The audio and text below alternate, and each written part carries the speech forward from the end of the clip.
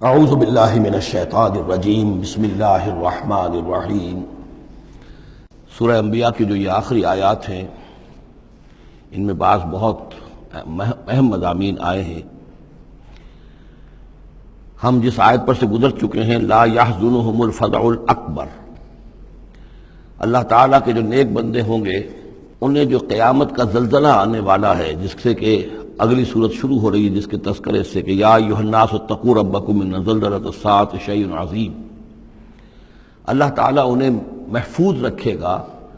اس فزع اکبر کے اثرات سے۔ لا یحزنہم الفزع الاکبر، احادیث سے یہ معلوم ہوتا ہے کہ صورتحال کچھ ایسی پیش آنے والی ہے کہ ابھی وہ ملاحم کا دور جس میں کہ کافی سختیاں آئیں گی مسلمانوں پر، خصوصاً عالم عرب میں، اور جو بھی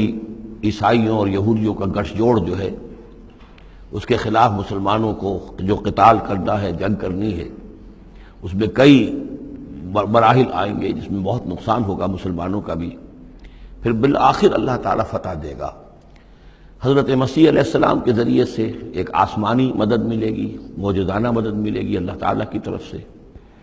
لیکن زمینی سطح پر بھی عام جو اسباب ہیں، عادی اسباب دنیا کے، اس کے حوالے سے عرب میں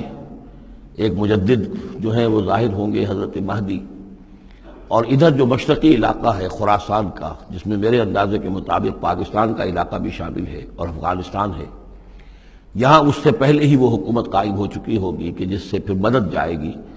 حضرت عیسیٰ علیہ السلام کے ساتھ اور حضرت مہدی کے ساتھ ہو کر پھر وہ اس اتحاد، عیسائی یہودی اتحاد کا مقابلہ کریں گے۔ اس کے بعد یہ ہے کہ پھر آخری مرحلہ آئے گا یاجوج اور ماجوج کے حملے کا، اور پھر پوری دنیا میں اسلام کا بول بالا ہو جائے گا، دین حق کا غلبہ ہوگا، اور مختلف روایات میں مختلف اس کی مقدار آئی ہے، 40 برس تک بھی، کہ پوری دنیا میں اللہ کے دین کا غلبہ ہوگا۔ خلافت علی منہاج النبوہ، جس کی کہ خبریں ہیں حدیث کے اندر کہ 5واں دور وہ آنا ہے ابھی حضور صلی اللہ علیہ وسلم کے زمانے سے لے کر، پہلا دور دور نبوت، پھر دور خلافت علی منہاج النبوہ، پھر ظالم ملوکیت کا دور، پھر غلامی والی ملوکیت کا دور، اور پھر خلافت علی منہاج النبوہ کا دور۔ اور اب جب یہ خلافت آئے گی تو پھر یہ کل روئے ارضی پر ہوگی، گلوبل ہوگی۔ لا یبقى علی ظہر الارض بیت وبر ولا بدر الا ادخلہ اللہ کلمۃ الاسلام، کوئی گھر اور خیمہ ایسا نہیں رہے گا دنیا میں پورے روئے ارضی پر جس میں کلمہ اسلام داخل نہ ہو جائے۔ اور یہ جو فرمایا حضور نے کہ ان اللہ زوالی الارض، اللہ نے میرے لیے زمین کو لپیٹ کر اور سکیڑ کر مجھے پوری زمین دکھا دی، فرائے تو مشارقہا و مغاربہا، میں نے زمین کے سارے مشرق دیکھ لیے، سارے مغرب دیکھ لیے۔ وَإِنَّ أُمَّتِي سَيَبْلُغُ مُلْكُهَا مَا زُوِّيَ لِي مِنْهَا، میری امت کی حکومت ان تمام علاقوں پر قائم ہو کر رہے گی جو مجھے زمین کو سکیڑ کر دکھا دیے گئے۔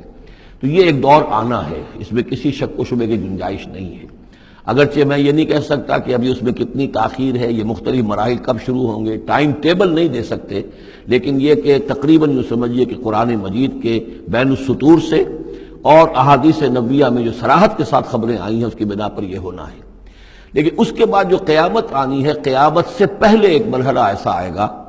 کہ جب یہ ایک ایسی ہوا چلے گی کہ جس کی بنا پر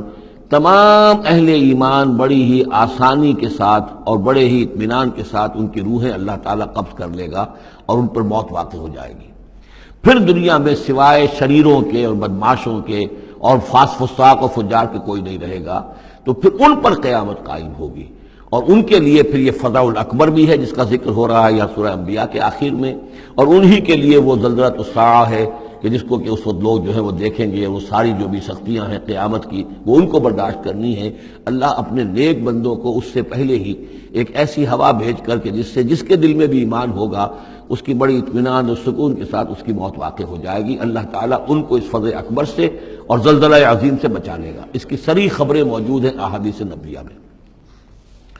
لا یحزنہم الفزع الاکبر، انہیں نہیں ستائے گا وہ فزع اکبر، بڑی گھبراہٹ کا وقت جو آنے والا ہے۔ وتتلقاہم الملائکۃ، اور ان سے ملاقات کریں گے، لینے آئیں گے انہیں فرشتے، ان کا استقبال کریں گے۔ ھذا یومکم الذی کنتم توعدون، یہ ہے آپ کا وہ دن جس کا آپ سے وعدہ کیا جاتا تھا۔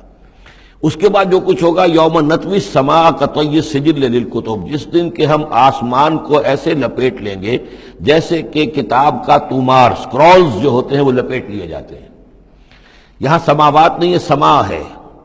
معلوم ہوتا ہے کہ یہی جو ہماری زمین کے قریب ترین جو آسمان ہوگا، اسی علاقے کے اندر در حقیقت یہ سارا جو ہے واقع ہوگا۔ اسی میں سورج بھی ہے، چاند بھی ہے، جمع الشمس والقمر، اسی کے اندر یہ جو بھی کرنے ہیں یہ ٹکرائیں گے۔ یہ سارا جو زلزلۃ الساعۃ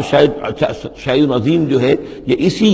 سولر سسٹم کے اندر ہونے والا ہے۔ جبکہ ہم آسمان کو یوم نطوی السماء کطی سجل للکتب، تو ہم اس کو لپیٹ دیں گے اس آسمان کو، کہ جیسے کہ کتاب کا تومار جو ہے اور کتاب کا اسکرول لپیٹ دیا جاتا ہے۔ کما بدانا اول خلق نعیدہ،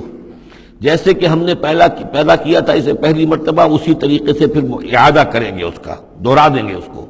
وعدن علینا، یعنی یہ کہ جیسے کہ آپ کو معلوم ہے theory of the expanding universe, کہ ہر یہ جو کائنات ہے پھیل رہی ہے یوں اس طریقے سے چکر کھاتے ہوئے، ہر شے، ہر گلیکسی اسے چکر کھاتے ہوئے پھیلتی چلی جا رہی ہے۔ اسی طریقے سے یہ الٹ کر جیسے فنر ہوتا ہے وہ واپس آتا ہے جب، تو پھر اسی طریقے سے چکر کھاتے ہوئے وہ پھر آ کر جب جاتا ہے ایک جگہ پر۔ یوم نطوی السماء کطی السجل للکتب کما بدانا اول خلق نعید وعدا علینا، یہ ہم پر وعدہ ہے۔ انا کنا فاعلین، ہم یقیناً یہ کر کے رہیں گے۔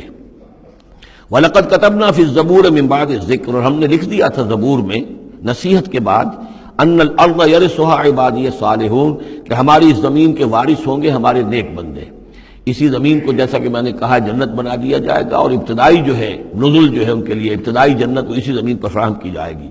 یہ زمین جو ہے اس کے وارث ہوں گے ہمارے نیک بندے۔ اس میں دونوں اشارے ہو سکتے ہیں، قیامت سے قبل اللہ کے نیک بندوں کی حکومت پوری زمین پر قائم ہو جائے گی، تو زمین کے وارث ہو جائیں گے اللہ کے نیک بندے۔ اور دوسرے یہ کہ آخرت کی زمین مراد ہو تو ظاہر بات ہے اس جنت کے تو ظاہر بات ہے وارث اللہ کے نیک بندے ہیں ہی۔ دونوں امکانات اس آیت میں موجود ہیں۔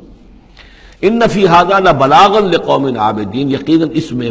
پہنچا دینا ہے، بات کو پہنچا دینا ہے ان لوگوں کے لیے کہ جو اللہ کے بندے ہیں، اللہ کی بندگی کرنا چاہتے ہیں، اللہ کی عبادت پر کاربند رہنا چاہتے ہیں۔ وما ارسلناک الا رحمتا للعالمین، اور نبی ہم نے نہیں بھیجا ہے آپ کو مگر تمام جہان والوں کے لیے رحمت بنا کر۔ آپ صرف عرب کے لیے نہیں بھیجے گئے تھے، اگر عرب کے لیے بھیجے گئے ہوتے تو آپ کا جو مقصد بعثت تھا وہ مکمل ہو گیا،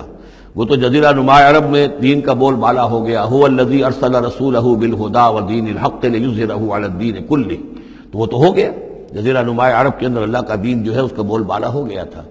آپ بھیجے گئے تمام جہان والوں کے لیے، لہذا آپ کے بعثت کا مقصد اسی وقت مکمل ہوگا جب کل روئے ارضی پر آپ کا لایا ہوا دین غالب ہو جائے، تب جا کر، جس کو اقبال نے کہا ہے کہ وقت فرصت ہے کہاں، کام ابھی باقی ہے، نور توحید کا اتمام ابھی باقی ہے۔ تو وہ اتمام جو ہے ایک اعتبار سے تو ہو گیا تھا، جزیرہ نما عرب کی حد تک اتمام ہو گیا، لیکن یہ کہ دنیا جو ہے جو بہت بڑی تھی، نوع انسانی جو ہے بڑی جو ہے اس تک ابھی دین کو پھیلانا تھا، پہنچانا تھا۔ دور خلافت راشدہ میں وہ سلسلہ شروع ہوا ہی تھا، لیکن اس کے بعد ایک سازش کے نتیجے میں عبداللہ ابن سبا نے جو سازش کی یہودی نے اور مسلمانوں کو آپس میں لڑا دیا، ایک فتنۃ الکبریٰ پیدا ہوا، جس کے نتیجے میں حضرت عثمان شہید کیے گئے، پھر باہمی خانہ جنگی ہوئی، 1,00,000 مسلمان ایک دوسرے کی تلواروں اور نیزوں سے ختم ہو گئے، تو وہ پروسیس وہیں رک گیا۔ اس کے بعد سے تو ہم اس کے واپس آئے ہیں، وہ دین کا جو غلبہ تھا وہ دین سے ہم پیچھے ہٹے ہیں، پسپائی ہوئی ہے۔ لیکن یہ کہ دنیا ختم نہیں ہو سکتی جب تک کہ محمد رسول اللہ صلی اللہ علیہ وسلم کا مقصد بعثت بتمام و کمال پورا نہ ہو، اور مقصد بعثت آپ کا ہے اظہار دین الحق، اللہ کے دین کا غلبہ، اور یہ اللہ کے دین کا غلبہ چونکہ آپ پوری نوع انسانی کے لیے بھیجے گئے ہیں، لہذا کل عالم انسانی پر اس کا ہونا لازم ہے۔ یہ گویا کہ صغریٰ کبریٰ قرآن سے ثابت ہے، لیکن اس کی صراحت کے ساتھ خبریں احادیث میں ہیں۔ وما ارسلناک الا رحمتا للعالمین قل انما یوحی الی انما الہکم الہ واحد، اے نبی ان سے کہہ دیجئے یہ بات میری طرف وحی کی جا رہی ہے کہ تمہارا الہ بس ایک ہی الہ ہے، فہل انتم مسلمون، تو اب تم اس کی فرما برداری اختیار کرتے ہو یا نہیں؟ فإن تولوا، پھر اے نبی اگر یہ منہ موڑ لیں، پیٹھ دکھا دیں، فقل آذنتکم علی سواء، تو کہہ دیجئے میں نے تمہارے کان کھول دیے ہیں، میں نے اللہ کا پیغام تمہیں کھلم کھلا ڈنکے کی چوٹ پہنچا دیا ہے ہر ایک کے لیے۔ اب تمہارے سرداروں کو بھی میں نے بات سمجھا دی ہے، عوام کے سامنے بھی پیش کر دیا ہے، سب کے لیے برابر، کوئی طبقہ ایسا نہیں رہا ہے اس تمہارے معاشرے کا جس کے سامنے کہ میری دعوت نہ پہنچ چکی ہو۔ اب آذنتکم علی سواء، سب کو یکساں میں نے سنا دیا، پہنچا دیا، اللہ کی تبلیغ کا حق ادا کر دیا۔ ان ادری اقریب ام بعید ما توعدون، یہ میں نہیں جانتا کہ کہ جس چیز کا تم سے وعدہ کیا جا رہا ہے، جس چیز کی دھمکی دی جا رہی ہے، جو عذاب آنے والا ہے، وہ قریب ہے یا دور ہے؟ ٹائم ٹیبل میں نہیں دے سکتا، لیکن یہ کہ تمہارے اوپر جو بھی تمہارے کرتوتوں کے نتائج ہیں وہ بالآخر وہ تمہارے اوپر تمہاری شامت اعمال بن کر آئیں گے۔ وَإِنْ أَدْرِي أَقَرِيبٌ أَمْ بَعِيدٌ مَا تُوعَدُونَ، وہ قریب ہے یا دور ہے یہ میں نہیں کہہ سکتا۔ یہی جیسا کہ میں عرض کر رہا ہوں کہ یہ تمام جو سلسلہ ہے کہ جو احادیث نبویہ اور قرآن مجید، اور نہ صرف یہ کہ احادیث نبویہ بلکہ سابقہ جو کتابیں ہیں، آخر وہ بھی کتابیں تھیں اللہ کی، ان میں تحریف تو ہوئی ہے لیکن پھر بھی حق بات بھی موجود ہے، اس میں بھی جو پیشن گوئیاں موجود ہیں۔ چنانچہ آپ دیکھتے ہیں کہ اس وقت دنیا میں ہر اعتبار سے یہ جو چند سال اب رہ گئے ہیں اس صدی کے، 1999 اور 1998 بھی اس میں شامل ہے، پھر یہ کہ اس صدی کے اختتام پر اور پھر اگلی صدی کے شروع ہونے کے بارے میں نوسٹریڈیمس کی پیشن گوئیاں، شاہ ولی کی پیشن گوئیاں، پچھلے دنوں تو اخبارات میں آیا کہ گاندھی جی کی بھی کوئی پیشن گوئیاں برآمد ہوئی ہیں جو بھی اسی عرصے کے لیے تھی، شاید وہ بھی کہیں کوئی سنیاسی سے کچھ انہوں نے سنا ہو، وہ کوئی ان کی کوئی ایک وہ جو ہے ڈائری برآمد ہوئی ہے، جنگ میں خبر سنی تھی، شائع ہوئی تھی۔ وائن برگر جو ہے جو رہا ہے پچھلی حکومت کے اندر بڑا اہم، اس کی یہ پیشن گوئیاں ہیں۔ تو یہ سارا جو ہے، اور جو بائبل کی آخری کتاب ہے بک آف ریولیشن، حضرت یوحنا، حضرت یحییٰ جو حضرت مسیح کے حوارین میں سے تھے، ایک یوحنا تو وہ ہے جو نبی تھے، یحییٰ وہ تو نبی تھے، جان دی بیپٹسٹ، ایک یہ جان ہیں جو حواری ہیں جن کے کہ وہ مکاشفات ہیں کہ جو آخری کتاب ہے